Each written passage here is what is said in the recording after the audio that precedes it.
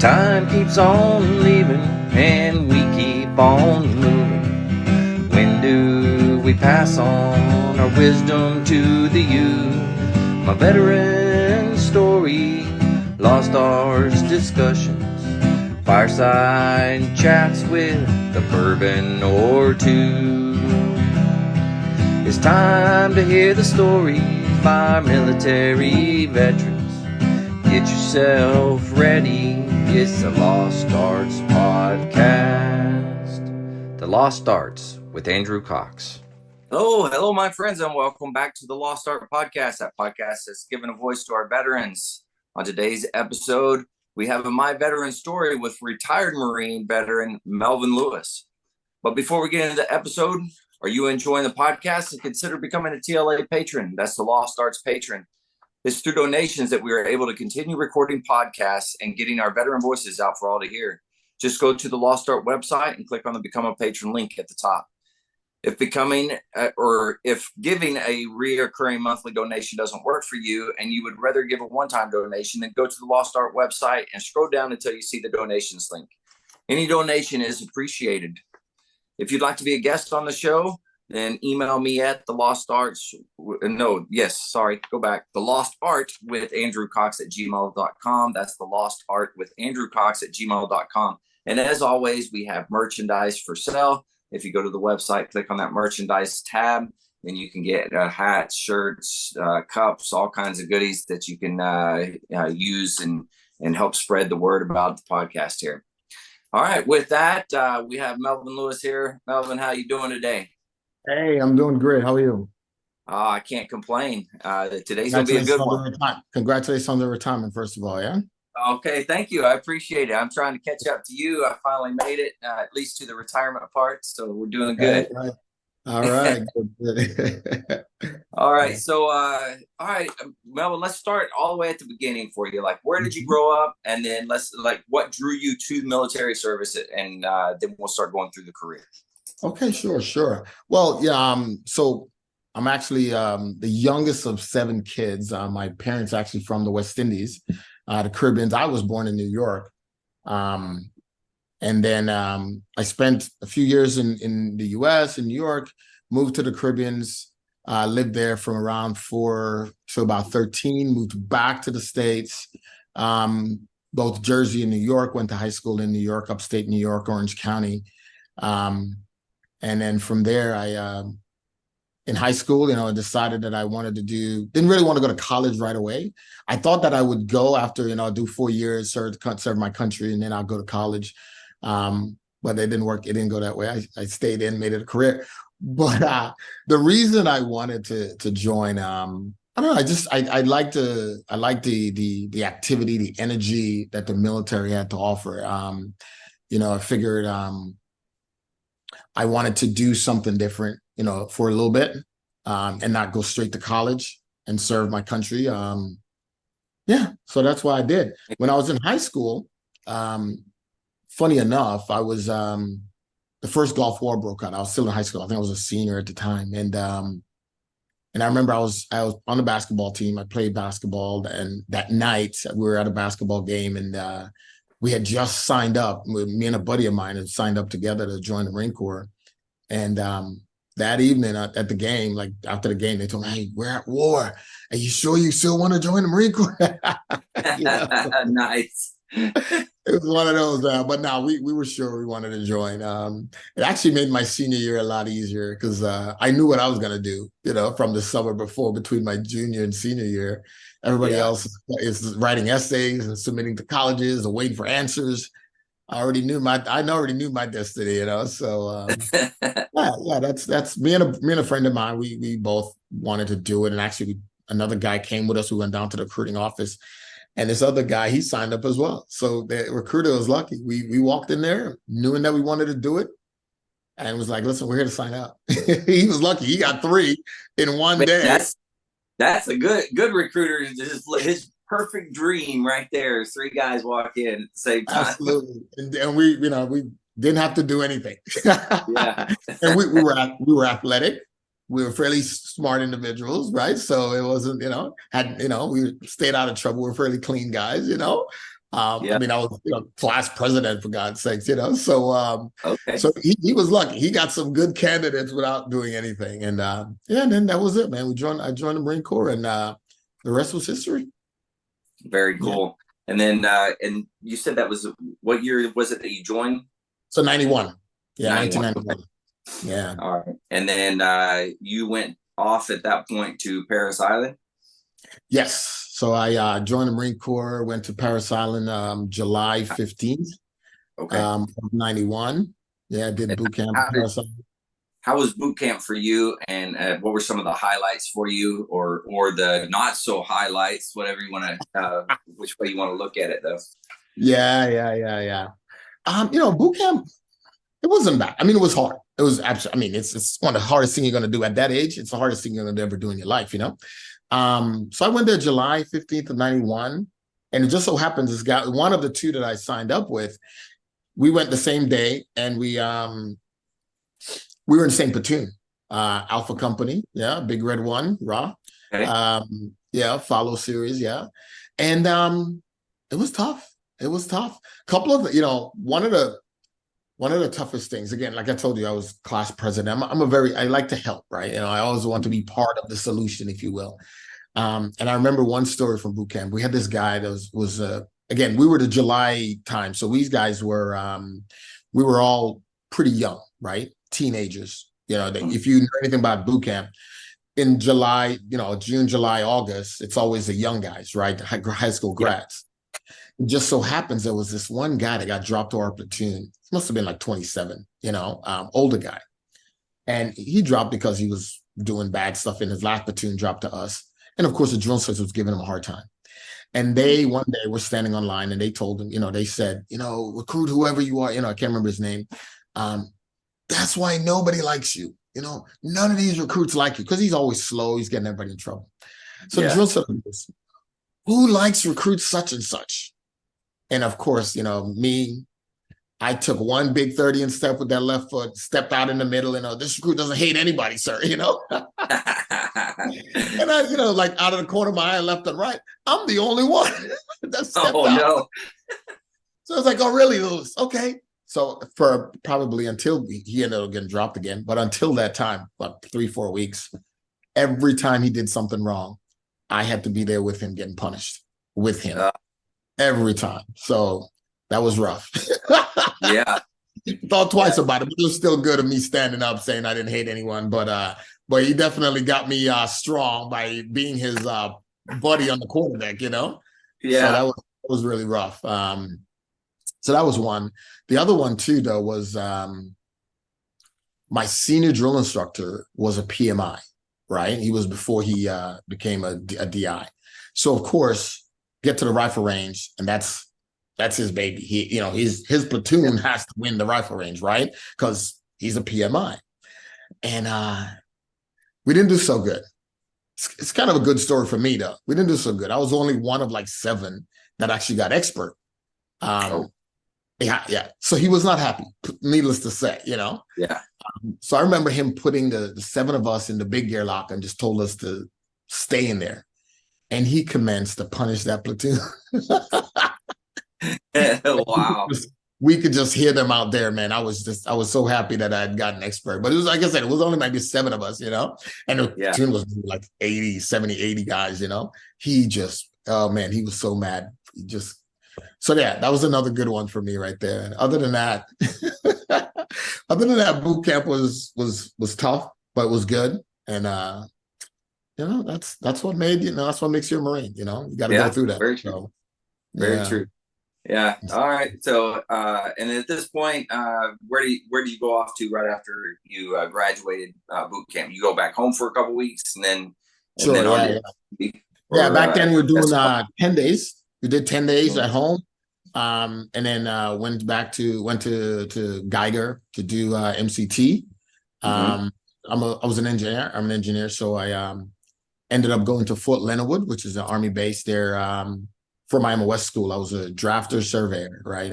So civil engineer, if you will, civil engineering, so drafting and surveying. It just so happens around late 80s, early 90s, if you remember, they were doing BRAC, which is they were the base realignment program. So they were combining different military bases or the schools together. So like Right. aviation, you're going to Pensacola instead of separate. Engineering, we were at Fort Belvoir in Virginia, but they moved those guys to Fort Leonard Wood, things like that, right? So MPs, those jobs that are basically the same across the services, they try to put them together to save money. If you remember, Congress was doing that back in the early 90s. So I ended up going out to Fort Leonard Wood for my school. And then from there, my first duty station, which is Iwakuni, Japan, which was around July of 92. My school was fairly long, about 7-8 months. July 92, I went to Iwakuni, the MWSS, the Marine Wing Support Squadron, as a engineer, drafter, surveyor. Yeah. Wow. So tell us a little bit about your time there in Iwakuni, and what did you do while you were out there? Yeah, so that was good. I mean, again, Japan, first time that far away, different culture altogether, was great. But as a drafter surveyor, like in the air wing side, our main job, our main focus is to survey and help certify the arresting gear, right? So, that the cable that stretches across the runway, stretches across the deck, that hooks the planes and traps them, like when on an aircraft carrier or even on a short runway. So our job is to help the tech. There's a civilian technician that actually certifies it, that says, yes, that is ready to, trap a multi-million-dollar aircraft with a pilot in it. Yeah. We help him. We survey it and give him the numbers that we get, and then he stamps off and says, yeah, it's good to be good to work. So like, we go deploy to Thailand or something like that. We would go out ahead of the air wing coming in and put there's these two big boxes that go on both sides of the runway, run the cables across, and then that way when it comes in, that tail hook will hook it and slow it down. They have to be perfectly across from each other, so that was our job, is to make sure that thing was dead center. And that was probably the main thing that I did. While I was there, though, I did deploy to Somalia, Store Hope, back in 93. I actually went with First Mark Div out of Pendleton. So I was in Iwakuni and looking for augments from all over. And I was a attachment to the G3 as a drafter, surveyor, driver, security, whatever. So I spent a couple of months over in Somalia during that time, in Mogadishu at the embassy. Wow. Wasn't running as an embassy, but that's the compound was the embassy. Yeah. So that was interesting. That was my first. I mean, I was only in less than 2 years in the Marine Corps, and it was Restore Hope, but it was still pretty rough. I remember getting there at 7:00 in the morning, and I swear the sun was so high, I thought it was hot. I thought it was like noon, but it was 7 in the morning, And then the trip from the airfield to the embassy was, you go through the town, and there's just people everywhere, and you're in the back of this truck, and you're thinking like, oh my goodness. I mean, we're in it now. It's a Lance Corporal here. Been less than 2 years. I'm thinking I'm in it now, man. This is, but yeah, it was good though. It wasn't bad. I did a lot of driving for most of the staff in the G3. And I also did some charts back then. Computers weren't very, it's not something that we use. So a lot of their briefs and charts were done by one of my job as a draftsman was to, use the big piece of paper and write out stuff and draw things, so you can brief later. So it was one of my jobs there, was to do a presentation every day. And then the rest of the time I was either driving or running security for somebody. Yeah, so it was good. And then that was Iwakuni. I did a year, about a year and a half, year and a month or so. And then went back to Lejeune, New River, for a couple of months. And what was your rank when you were in Iwakuni? So I got there as a PFC, left a Lance Corporal. Okay. Yeah. Right. And then I went to New River, MWSS in North Carolina, there, 272. Drafter survey again, promoted a corporal there. Biggest thing there was, so now I did some engineering, right? The rest of the time, that first duty station, it wasn't a whole lot of engineering, some surveying. But we did, I don't know if you know the AM2 matting. So like those runways with that heavy aluminum pads that they put down, and they can make a runway almost anywhere. Yeah. So again, as a surveyor, our job, draft a surveyor, we went out there and laid out a entire airfield using those That's an expeditionary airfield. expeditionary airfield. Correct. Yeah. Yes, exactly. Yeah, I've when I was in 29 Palms, that's what they had out there. Yes, they had one out there. I've been up there to that one as well. But that exact thing, we did one at backside of Lejeune, a Bluebird out there. And so we were the first ones to put that one in on Lejeune. I remember having to, they solidified the ground. So we poured a lot of concrete, mixed it in with the dirt, wet it down, compacted it, and then laid that whole runway out. So that was kind of I wasn't there long. That was a significant thing for me there. Then I stayed in Lejeune, but went over to 8th Communication Battalion, 8Com, over there in French Creek. And right. S3, there I was again, same thing, charts and graphs. So computers still wasn't very prevalent. And some of the programs are finally coming online back then. I mean, we're talking 93, 94. Yeah. So I would do a lot of charts and graphs and network. So when Com puts a network, how does the different things connect to each other to send a signal? I would draw, and they had schematics to draw that out. I would draw it out based on what the S3 officer and the S3 chief, how they plan on creating the communication infrastructure. I would have to draw it out so that it's like a big chart that could be placed on the wall. Wow. Again, that's only when we're. That seems pretty tedious. It was tedious. It was tedious, yes. By hand, drawing out all the lines and then boxes and, and then the break. And then they have all these symbols that they use so that they know whether, is this a vehicle? Is it a truck? Is it what kind of shot it is? Is it a satellite? And it's drawing all the connections. How do they connect to each other, and that. Not knowing anything about Com, it was definitely tedious, because you're really having to learn Com and draw other stuff at the same time. But while I'm not doing that, because obviously that's just only a few times of the year when we're going out to the field or deploying, I sat in the 3, and of course you can't be in the Marine Corps without collateral duty. So I was a training NCO, or I was the weight control NCO, so keeping track of that stuff. So yeah, so that's what I did there. Did that for a few months as well, but then they started getting some programs that can do that schematic for them. So the job of having an actual guy with a drafting table drawing it kind of went away. So I got moved over to 2nd Combat Engineer Battalion, back with the engineers in the construction shop, which fell under the 3 again, and did engineering stuff over there. Wow. And then now, did you get promoted to sergeant while you were there during that time? Or? Yeah, right. So when I got there, I did. I was a organizational color bearer. Then got promoted. Then I was a color sergeant. Nice. Yeah, while I was there. Because I got promoted to sergeant there. Funny story. While I was a color sergeant, we were getting inspected by division's inspector, right, to make sure the color guard knows what they're doing. So my sergeant major gets us, we practice. We're standing there, the 4 of us, we're standing. Our back is to the barracks and to the battalion, and, standing by waiting for the inspector. And I'm standing there, I'm the color sergeant, so I got the national colors. And I can hear the sergeant major and this inspector coming. They get close enough, they stop and they start talking. And right away, I'm like, I know that voice. I'm thinking, Sure enough, my senior drill instructor from boot camp is the inspector, right? So I'm standing there, I'm like, I know it's him. And it's a very tall guy, right?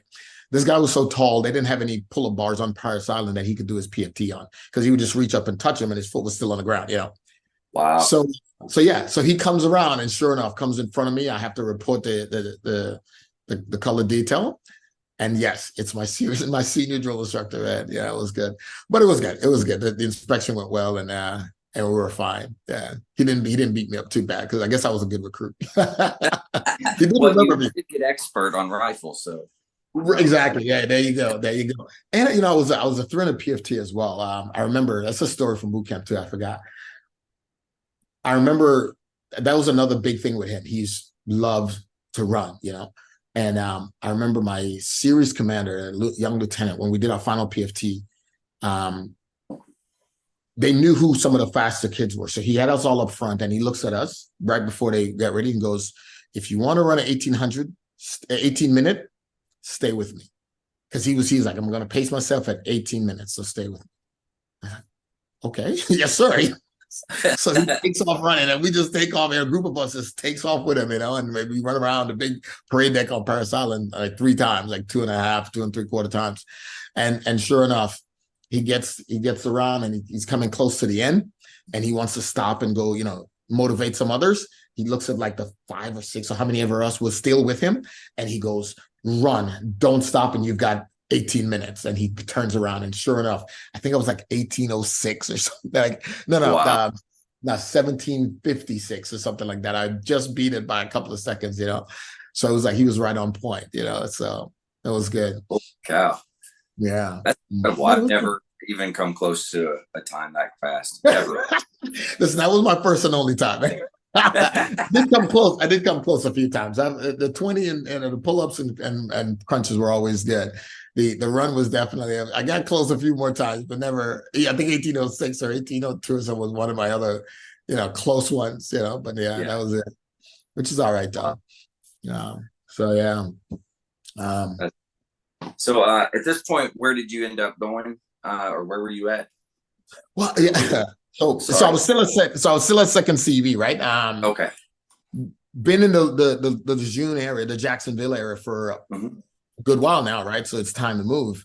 And it just so happens, like the year before, I got engaged to my wife, right? So and interesting enough, so we were in Wilmington, and we're on our way to the ball back then we were doing it at the field house, right? We didn't go out to hotels and convention centers back then. It was, you know, at the field house, you know. Yeah. So I actually proposed to her on the way to the ball. You know, I had the ring in the car. She's all dressed up, looking beautiful, you know, and I told her, okay, I've got something for you. Open up the glove compartment. She opens it up, and she's like, what is this? I'm like, it's because it's all in a box, you know. It's like, I said, it's a brooch. I got you a brooch for your gown. And she's like, I'm not putting a brooch on messing up my, you know. So she's like, so she finally open it up. So she opens it up, and no, it's a ring, you know. And I proposed to her right then and there, and in the car in a way, and she was so happy. And we had a good time. Yeah. So we ended up getting married while we were still at Lejeune. Got promoted, ended up getting married. And while I was engaged, leading up to the marriage, I got orders. And so I had to call them on, and I was like, hey, listen, I don't have a problem going, because I think he wanted to send me to Okinawa or something, right? So I have no problems going, but I'm getting married. Can you at least push it off? Because I was getting married in July. He wanted me to be there in like June, you know? So I was like, can we push it off a little bit or something, you know? He was like, okay, whatever. So the career planner, I'm sitting in the career planner's office, and he knows the career planner because they're the same MOS. He says, ask the career planner, is this guy for real? Is he really getting mad? He's just trying to get out of orders. And he's like, I know him. He's for real, getting married in July. I'm actually going to his wedding. This is the career planner. And I'm actually going to his wedding that year. He goes, okay, fine. Cancel it, get married, and then call me back. You know, so we get married in July, go on our honeymoon, come back, give it about a month, call him up, get everything in the system so that my wife is in the system, blah, blah, blah. Calls him up and says, okay, I'm ready to go. You know, he goes, well, overseas is taken because I had to fill it, right? But you can go out west. I said, send me the furthest place away. I wanted to take the wife and start anew, right? You know, get away from the East Coast. So at the time he goes, I got 3 choices for you. You could go to El Toro, 29 Palms, or Yuma, Arizona. Now, again, some good choices. Beautiful choices, right? Yeah. Problem is, El Toro at the time was moving to Miramar.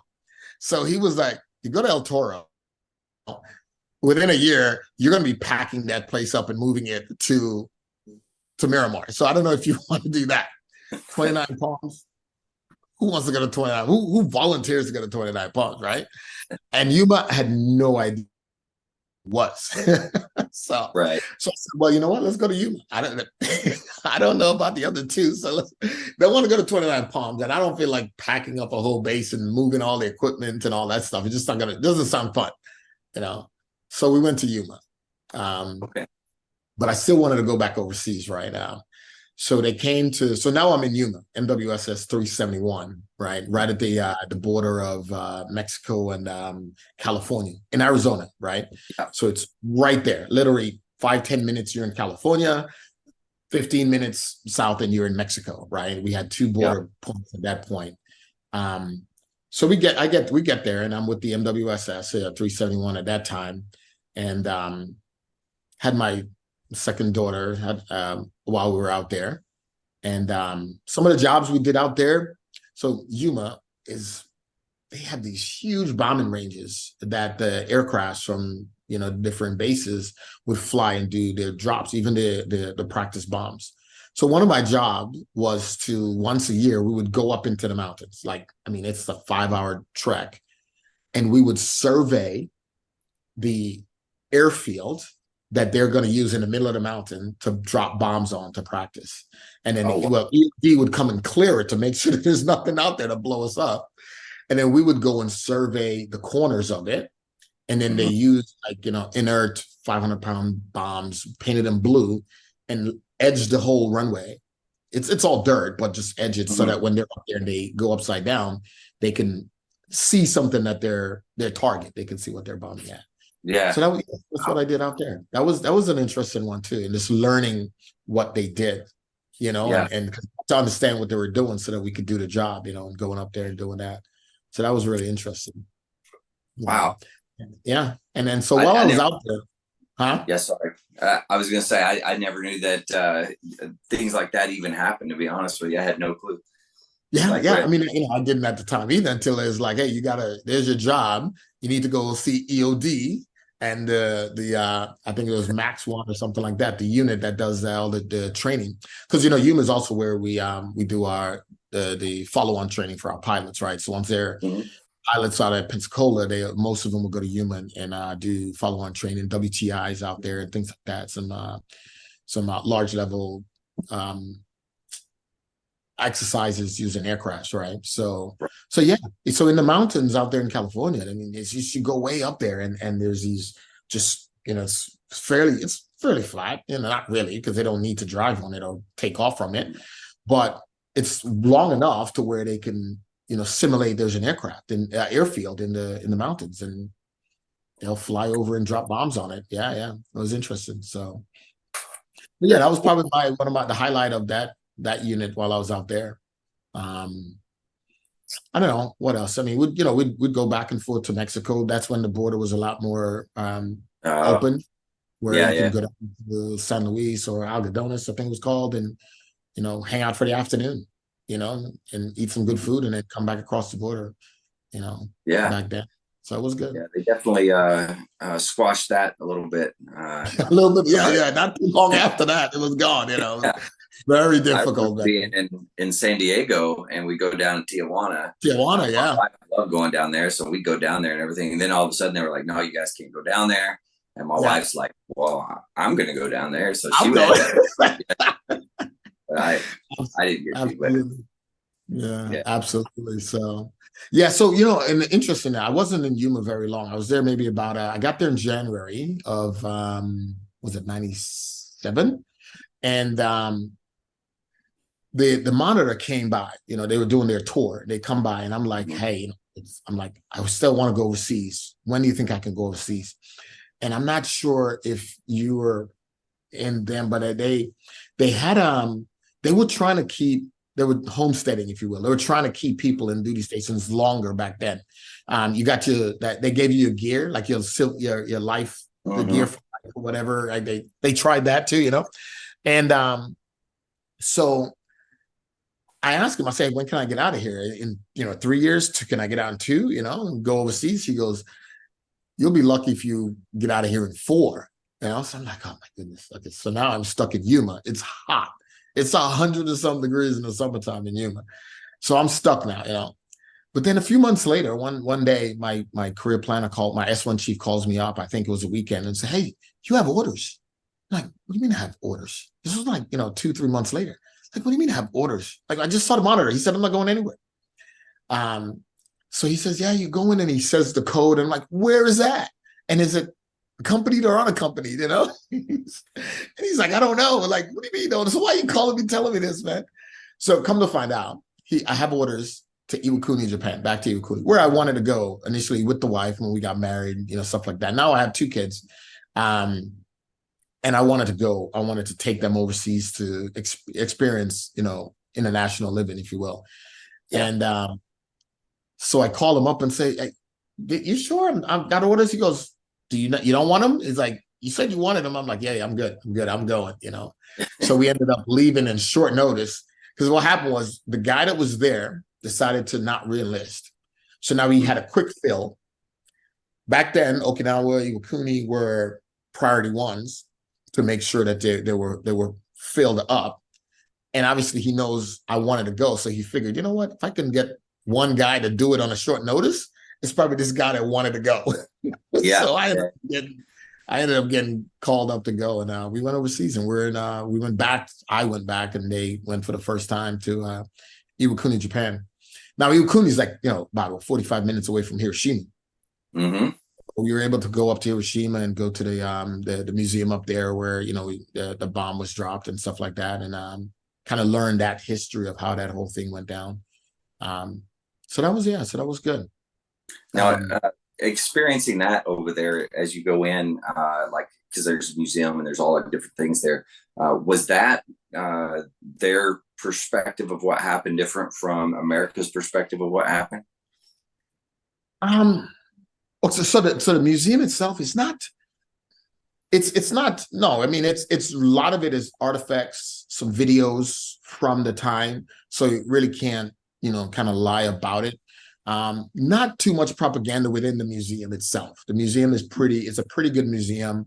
Outside they have a flame that is forever lit, and then there is this one building, a church that is it was blown up, but they think it was the epicenter. So it was an airburst. So what was directly below it, of course, got destroyed, but not to the extent of everything left and right. And it was a church right there. So that's where the park is. They do have kind of a commemorance every year, and then during that time they tell you to kind of stay away from it. Yeah. It's very sad. It's really sad when you walk through that thing.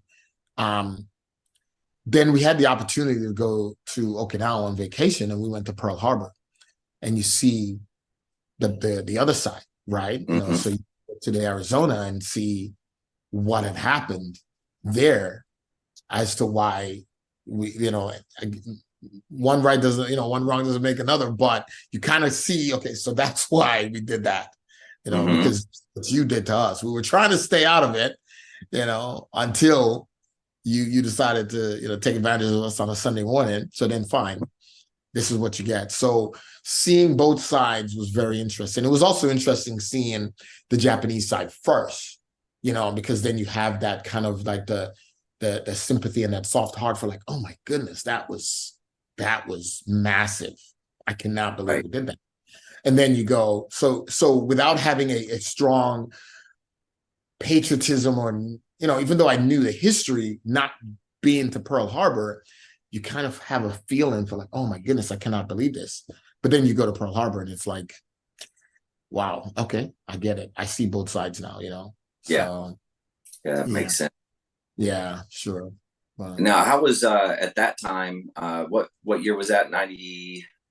Yeah, so this is 97 through. I was in Iwakuni 98 through 98 through 2001. Okay. Yeah. So now, were you over there during that? During the 9/11? 9/11. So interestingly enough, so 98 we got there, and now I'm promoted to staff sergeant, right? I'm at the squadron, and it's time for me to go do a B billet. So we're bouncing back and forth. Do we go MSG duty? Do we do recruiting? Do we do whatever? And for whatever reason, there's a couple of reasons why. By that time, I didn't want to do recruiting. I did want to early in my career. But by then, I started meeting people that came off recruiting duty, and I was like, not for me. No, thank you. I want to go MSG, and I could, but then they had some issues as to why we couldn't. I was already released as the special assignments monitor. So I called him up one day. I was going back and forth, back and forth. I said, listen, if you had to make a decision right now, so can I go MSG or not? What would you say? He goes, no. I said, well, that's fine. Send me down the hall to the DI monitor. Yeah. Had never thought about going DI until like the month before, because now I'm like, I have to go on a B billet.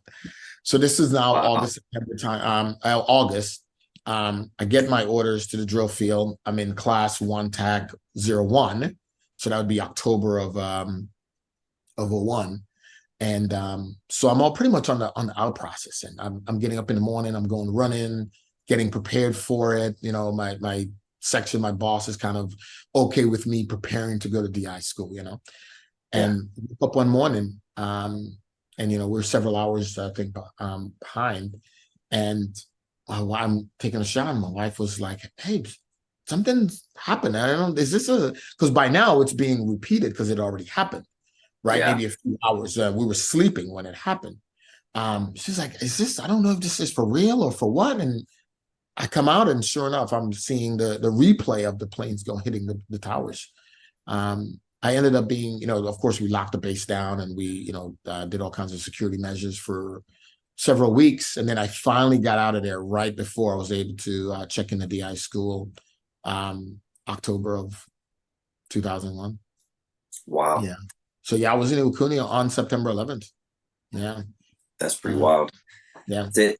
So how was that, once you got to drill instructor school, how was that as a drill instructor going through during that time? So DI school was the same, but tough as nails, hard. You had the instructors there were pretty hard-nosed guys, right? And of course, it was easy to motivate people at that point, right? Because by the time it just happened, still didn't know what was going on. We hadn't done any retaliation measures yet, but obviously it was like, you're training, everybody knew we're going to go to war at some point. So you're training you're going to be training the next. So we don't want to hear anything from you. You have to, so it was a pretty tough time.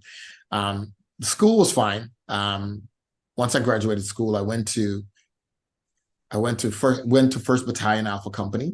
I ended up being my first platoon that I pushed as a drill instructor was on the same deck that I was a recruit. No kidding. Yeah. Yeah. First deck follow at Alpha Company. Yeah. It was kind of a weird. Well, I got to say, it's pretty unique that you got to, you came through as a recruit in Alpha and you went back as a drill instructor in Alpha. That's really cool. Yeah. And there's a good bit of people that try to do that and they end up doing it, right? They get to be a hat in the same company that they were a recruit. But my first cycle as a drill instructor was on the same deck, the same floor, same squad bay that I was a recruit. That's pretty crazy. Yeah, that was pretty cool. I remember there was one time we ended up, because we switch squad base from time to time, but I remember there's one time I was in the actual squad bay where I was a recruit, but it wasn't the same company. It just so happened that we were there for Right. Yeah, no, for me it was Alpha Company. It was the same battalion, same squad bay, everything, man. It was good.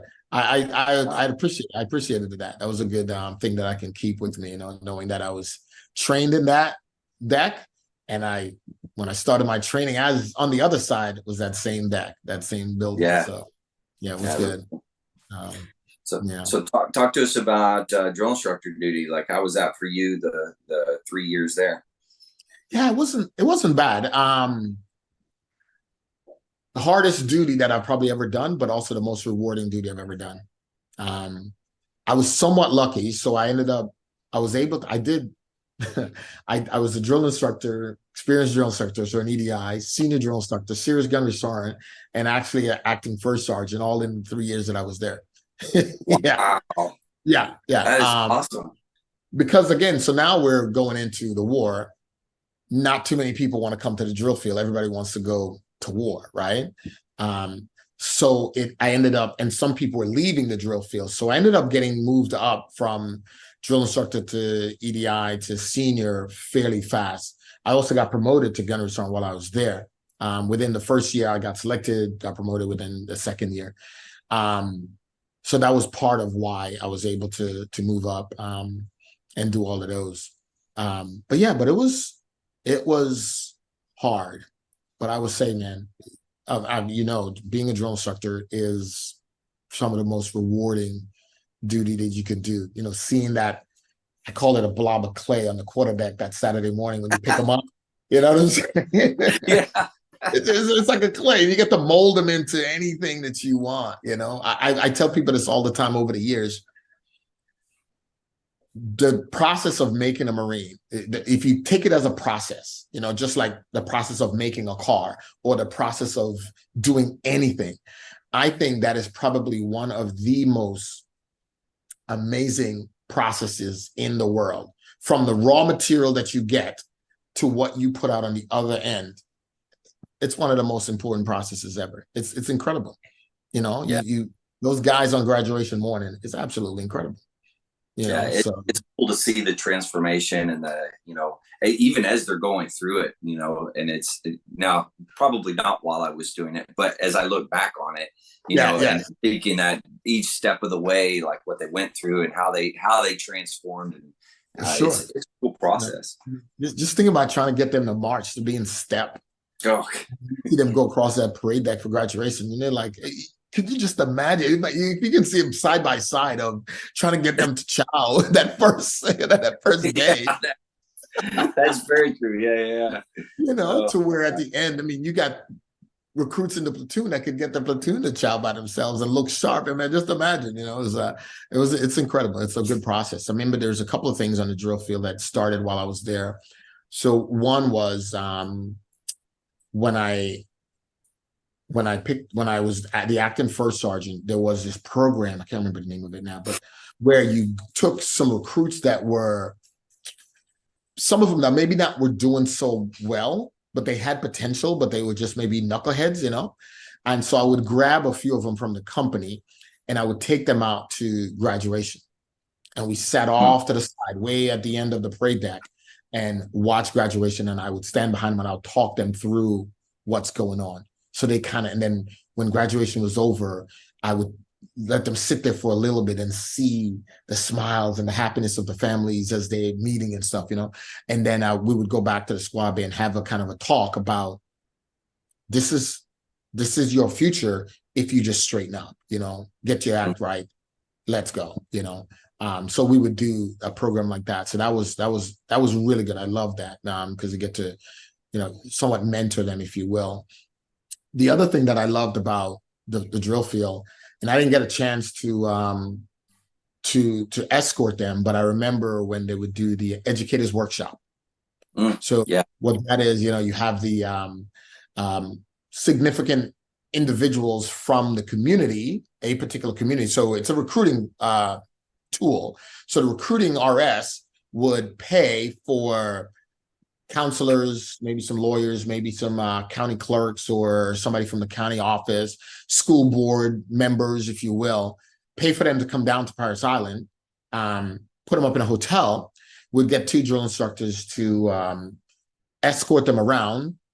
So go pick them up on a bus, bring them on the base, and take them to the different places, right? Show them the lecture hall where we teach them, Leatherneck Square, rifle range, and also they would take them and to chow, one of the chow halls.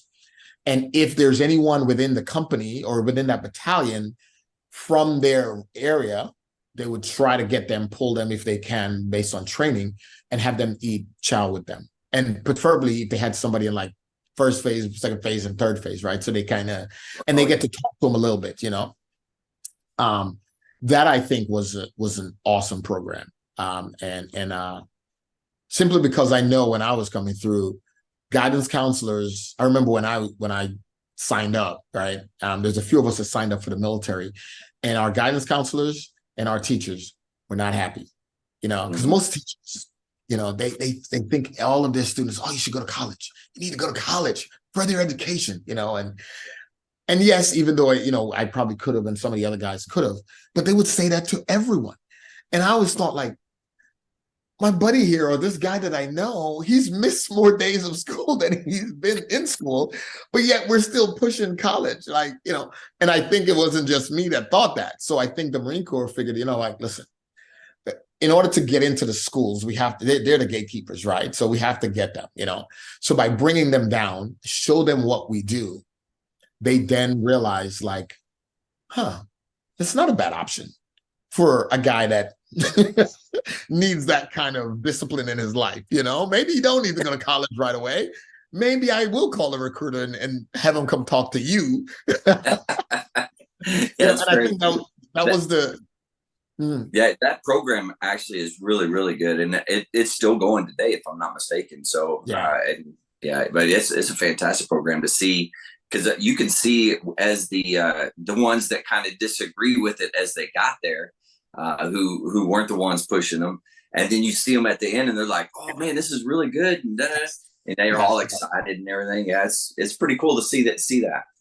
Absolutely, because within just that short period of time, you could change some minds of a guidance counselor that is going to push, or an English teacher that's pushing college, and then they get down there and they go to the auditorium, the RTF, and see that auditorium and see how we present our lectures and our information, and see some of the classes that we're given, history and the discipline of those individuals. And then when they get to sit and eat lunch with somebody that maybe is from the school, that they were like, and then they realize, like, wow, this is the same kid.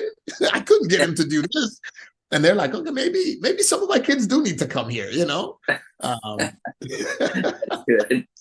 And it works. And then they do graduation at the end. So that was another highlight of the program, that I being down there and being able to see that side of the Marine Corps and some of the things we do to make sure that the Marines are, prepared for everything. That was really good.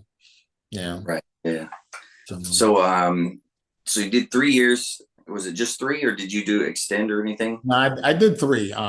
Just 3, a little bit over 3, but that's just it. Just until I was able to move on, and then I went to Okinawa. Okay. Yeah. So Okinawa, 9th Engineer School. Back overseas. Yeah. There seems to be a trend on this. You want to travel the world. Yes, I love to travel. And so we went to Okinawa, took the family to Okinawa, and loved it. 9th Engineer Support Battalion. That by then I'm a gunny, still by MOS, a drafter surveyor, engineer assistant. By that time they changed the name, so I'm assistant to the combat engineers, if you will, right? So I'm a 1361 combat engineers, or 1371s by MOS. So I'm an engineer assistant. While I was there, we went to Bangladesh to do some interoperability stuff with the Bangladeshi military. That was interesting. How was that? Like, what were some of the highlights of that experience? Well, okay, so because it was a small debt of us, maybe about 5 or 6 of us, we were going to there. Me and one of my surveyors were going to train them on doing some engineering stuff. So it was the sappers, the engineers for the Bangladeshi army, and and the combat engineers that came with me. We're going to show them some bridge, analyzing bridges and things of that nature. How do they do bridges?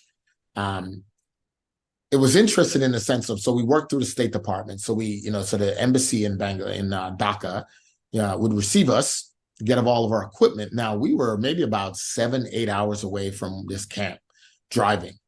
And the way that their military work, every time it's just think about it, it's from state to state. Every time we get to a border of a state, they would turn us over, like we're on this bus, like it's just a regular white bus. And we have our equipment in a truck.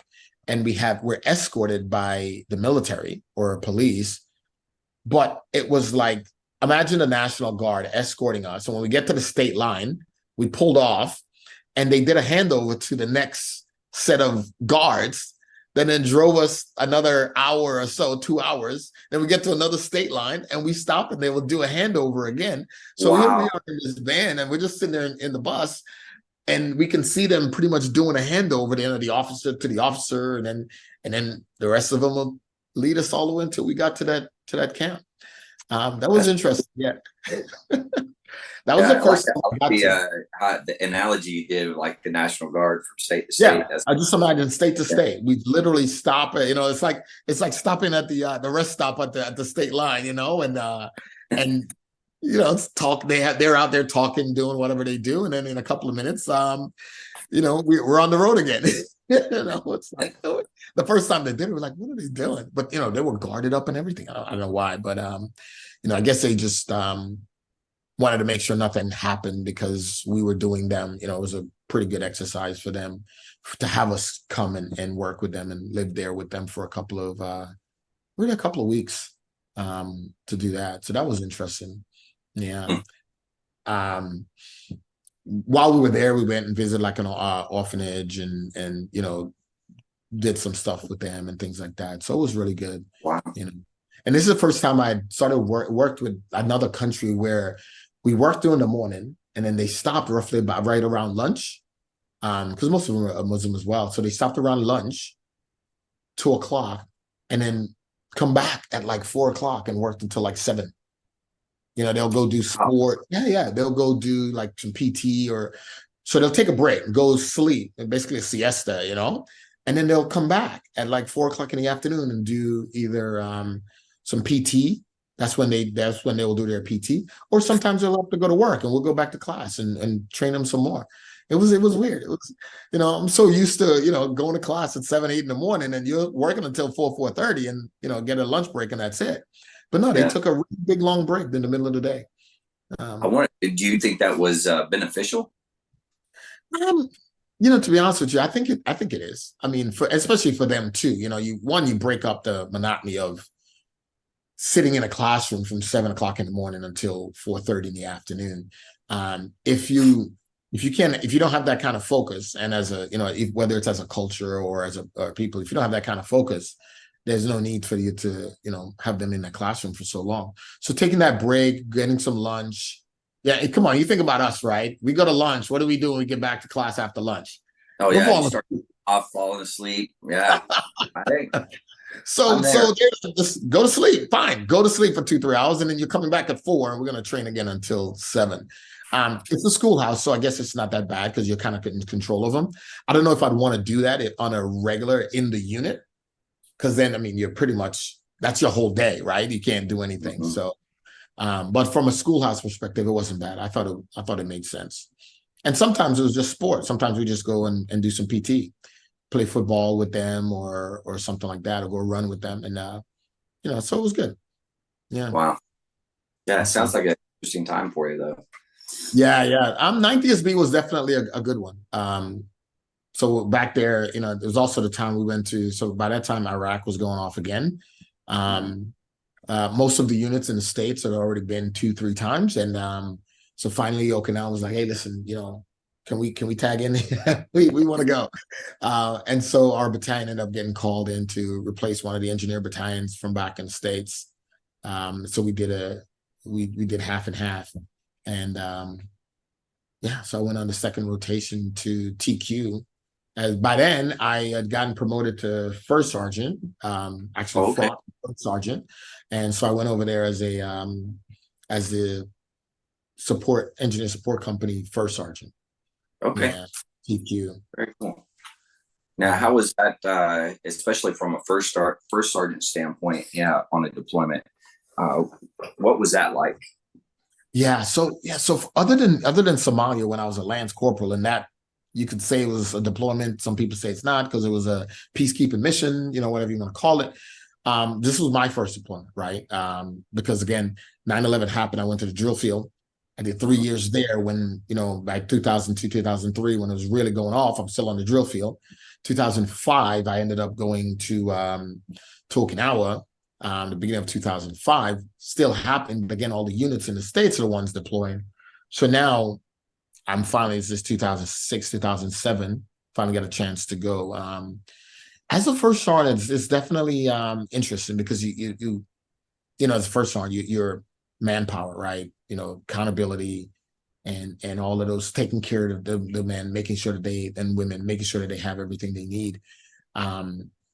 Because we were an engineer battalion that is not necessarily was set up like the ones in the States, we actually had a reserve company that was attached to us as one of our line companies. And I had a bunch of reservists that came to my company. And so an engineer support company is basically all of the motor T assets, all of the engineer assets. So you're talking the utility guys, the water guys, heavy equipment operators, welders, things of that nature. They're all in the support company. So we end up having a very big, robust company over there.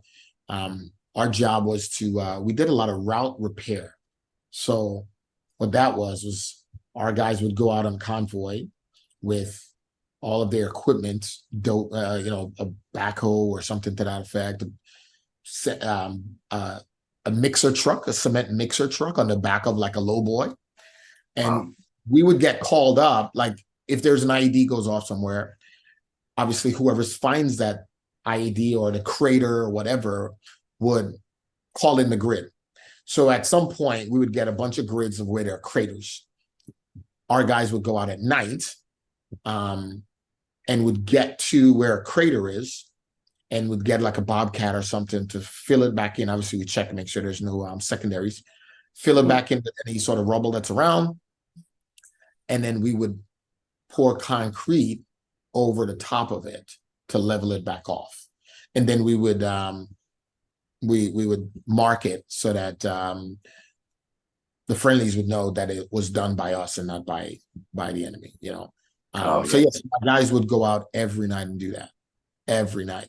So when I'm not going out with them, and we had maybe like 2 teams, and when I'm not going out with them, they'll roll out after dinner, like, 6 o'clock at night, and then they're gone until like 4 in the morning. And that was the worst. As a first sergeant, it's like I'm up until 1 in the morning, just listening, sitting at my desk, listening to the ops chief on the radio, and they're talking back and forth to him just to, because you don't want anything to happen, So when they're leaving, I'm out there and I'm looking at every last one of them as they're rolling out the gate, because you've got the security trucks and you've got the mine roller truck, and then you've got the concrete truck, and then the box truck, and then the guy with the dozer, and I would stay out there and watch them all roll out, and then I try to be up when they're all rolling back in, because it's just good to see them coming all back, and when it does happen, I want to be awake. Either if I'm not awake, wake me up, wasn't we were fine. I mean, we had, as a battalion, we had some casualties. I had a few. We had those 7 tons with the mine roller wheels on the front of them. Those, sticking up front, and we have a few of those that had gotten hit, and or some of our mine sweepers got hit, and the guys got shooken up real bad. But we were fine. We were okay. Wow. From the battalion, we had some issues, but because EOD is part of our battalion as well, so we had a couple of EOD guys, and we had another guy got hit, snipered. He was at a post up high, and sniper got him. So that was rough. That was rough. Whenever something like that happened. Yes. So, I got to tell you, doing these podcasts and listening to everyone's different stories, I think every time that I have a podcast, I learn something new. Had no clue that that happened. Anybody went out I never even thought about it. Like, who fixes the whole? I don't know why, but it's just never I thought about. So it's pretty cool. So hearing that side of it. So as a battalion, we had 2 major tasks, right? One was with the combat engineers. They would go out and route clear. So for the grunts and all that, they would go out with these mine sweepers and things like that and try to find IEDs. And they did a lot of that, and then they would either mark them, EOD come and blow them up, or remove them. When an IED does go off, like you said, there's a big crater in the hole now. So what do you do? And so we would go out and repair those.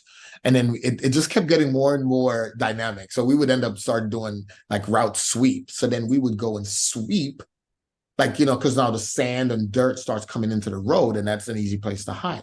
So we would literally go out there and clear the roads to make the roads look, like roads, so that you can visually see where you're driving a lot better. So yeah, we would go out there with like a sweeper, like an actual road sweeper, and do it. I can't even believe that. Like, Yeah, you would never think, or I don't know, maybe it's just me, but I would have never in a million years would I have thought of something like that. So yeah, that's pretty yeah. wild. Interesting enough, so that we had a couple of we had, like I said, I had a bunch of reservists with me, and some of those guys were, what they did for their civilian job. I mean, they're really good at what they do, and a lot of them are engineers as well, builders and different things, right? One of the things we did was, we had this one guy. Absolutely, this kid he's like a MacGyver. He could figure stuff. I mean, so he did. So if you think about a road sweeper, right, in any city, it's not up armored, right? It's just a truck, with the sweeper or runway sweeper. So we really didn't want to have someone drive that thing when it's not up armored. So what can we do? So he comes up with, well, let's just tow it in the back of a 7-ton, right? Who the 7-ton is up armored. Well, then how do you control the controls? Start the vacuum, start the brush to sweep the road and things like this, right? So he goes and he gets like a harness from just any old vehicle and figures out how to wire, goes into the sweeper and wires it, and then runs that wiring harness all the way to the 7-ton, the cab of the 7-ton, to where you can control it from there. So you could push the button to turn on the sweeper back there while we just drag it behind us. And that way nobody had to sit in the, yeah, absolutely incredible, And then the other thing he did was he up armored. He's a welder. He's a very good welder. He was able to up armor a Bobcat. Wow. Yeah, he was able to put plates on it and weld it so that we could still use it. And so now we can take it off and do what we had to do without getting anybody hurt or injured. Yeah, incredible. Yeah, I mean, as a first sergeant, that was probably the highlight, is just seeing those young men and women going out there and doing what is asked of them, just day in, day out. I mean, it was incredible. It was good, to see that. That was the highlight, Yeah. Oh yeah, for sure. Yeah, but I'm telling you, I love hearing stories like this because it's something new, I love it. I don't have a lot. I don't, again, because I deployed like as a first sergeant, I know I don't have a lot of stories, patrolling out there, looking for the enemy, because that's for the younger guys to do, I just make sure that they have everything they need and back home is taken care of so that they can go do that stuff. But I can tell you their stories all day. they're Very cool. So you're there, you said about 6 months, 7 months? Yeah, about 6 months. So, 7. We were there for the 7-month deployment. Yeah. Okay. Prior to going there, we did our PTP, which is another crazy thing. We did our PTP in Fuji, right? Because again, we're on Okinawa. We didn't come back to the States, so we just went to Fuji and ran PTP. But we also got to climb Mount Fuji as well while we were there. So as a unit, yeah, we got up one morning, the whole battalion, and well, they wanted to go and climbed up and down Fuji, with the battalion commander and everybody. So that was another pretty cool thing as well. Had one of my guys got promoted at the top of Fuji. Very cool. That was good. I got promoted to sergeant. Yeah, got promoted to sergeant up in the top of Fuji. Wow, that's really cool. Yeah. And then, so once you got back, how was getting back in that transition? And then, where were you going at that point? Yeah, so I got back, and how long did I stay? I stayed maybe a few more months, and then started transitioning back to Lejeune. So I went back to Lejeune. My oldest daughter graduated from overseas, from Kubasaki and Okinawa, in 2008, and we moved back in 2008. So after she graduated, we moved back, went to Lejeune. First trip back was 10th Marines. I was a first sergeant for headquarters battery at the regiment. Just did that for a couple of years, back and forth to Bragg, learned artillery because I didn't know anything about artillery per se, but learned Yeah. artillery. 10th Marines are an artillery unit. Um, and then so Afghanistan started happening. And of course, we as the Marine Corps have been going to Afghanistan for a while, but we've been going as a MEU, right? And the MEU has been designated as a special purpose MAGTF, right? Alpha. So the MEU goes and then they go in country and they mess around. So then they decided that they were going to go to Afghanistan, increase I think it was 2010. They were going to increase and we're going to go to the MEB, right? And Lejeune got called up to transition from Special Purpose Alpha to a MEB. And the funny story was, so everyone knew that this was going to happen. And I had a battalion commander at 510, the 5th Battalion, 10th Marines. He wanted his battalion to go there to shoot artillery, right? He wanted to get over there. So he put on his calendar to go to PTP training in 29 Palms early, right? So he used all his budget and goes out to 29 Palms, right? Goes to PTP qualify. And then while he's out there, the call makes and says, yes, Lejeune, you got it. You're going to be the first special purpose MAGTF. So you're going to be out there. I think, General Nicholson and Sergeant Major Hoopy, okay, right? Yeah. They were going to take the first MEB out. So now they're like, okay, it's a MEB. You can't take the MEF staff. We're not going to take a regiment, but we need a MEB headquarters element, right? About a battalion-sized element to be the MEB headquarters. How can we get a battalion-sized element trained up that fast? Well, we got 510s out of 29 Palms, and they're pretty much PTP qualified. Let's just make them the headquarters element. That was good foresight. But he wanted to shoot artillery. He gets the call and be like, hey, guess what? Congratulations, you're going into Afghanistan. But put the guns away. You're going to be the MEB headquarters element. You've got 2 companies of infantry-like individuals, and you have to do all of the G-level stuff, right? The COC and the Camp Commandant stuff and the Leatherneck, So we get there, and my company, Fox Company, was actually a provisional rifle company. So it was basically a bunch of artillery guys, comm guys, motor T guys, but we trained them up to be a line company, and we were running security outside of Leatherneck for that time. So then so that was my second deployment, again as a first sergeant, but this time we're in Afghanistan, Leatherneck. Wow, very cool. Well, hey, I think this is a good point right here because we're just hit that hour mark. So let's wrap this one up, and then we'll come back and do part 2 here in just a little bit. Is that cool with you? Cool with me, man. All right, sounds good. Okay, to all the listeners out there, thank you for tuning in. Thanks for joining us on today's podcast. If you're out there, you're a veteran, you're struggling, and you feel like hurting yourself, hurting somebody else, please reach out for help. The VA has an incredible system in place. You can always dial 988, press option 1. That's going to put you in contact with somebody that's going to be able to help you out. You can also text 838-255. Same thing. Somebody on the other end is going to put you in contact with somebody and get you the help that you need.